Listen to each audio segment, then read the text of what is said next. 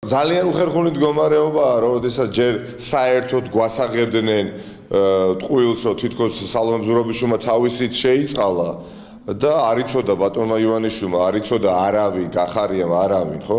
ნუ ეს ხომ გააკაცლა ეჭვით ხალბატონმა ზურაბიშვილმა და თქვა რომ დიახაც იცოდა ბატონმა ივანიშვილმა, მაგრამ ამით რა გვითხრა რეალურად? გვითხრა ის რომ ივანიშვილის მეცადინეობის გარეშე მე ვერ შევიწყალებდი, ნუ ასე ითარგმნება. მაგრამ ყველაზე მთავარი არის ის რომ დასავლეთის ზეწოლით ოლიგარქიულმა რეჟიმმა გაათავისუფლა პოლიტიკური პატიმრები და კიდევ გაათავისუფლებს დარჩენილ პოლიტიკურ პატიმრებს და კიდევ უფრო მთავარი რაც ყველა დარწმუნდა მათ შორის ქართული ოცნების აქტივისტებიც, რაშიც დარწმუნდნენ, არის შემდეგი, რომ ბიძინა ივანიშვილი მზად არის ხელები შეახოცოს ნებისმიერ ადამიანს საკუთარი ფულის შენარჩუნების ხარჯზე. ანუ ივანიშვილი, როდესაც დაინახა სერიოზული საფრთხეები დასავლეთიდან მომდინარე, მათ შორის სანქციებიც კი დაინახა ჰორიზონტზე, ხო?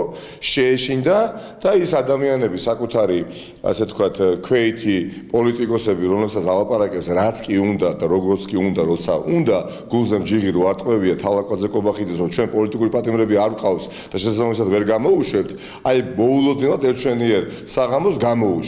ასევე იქნება არჩევნების დღესაც.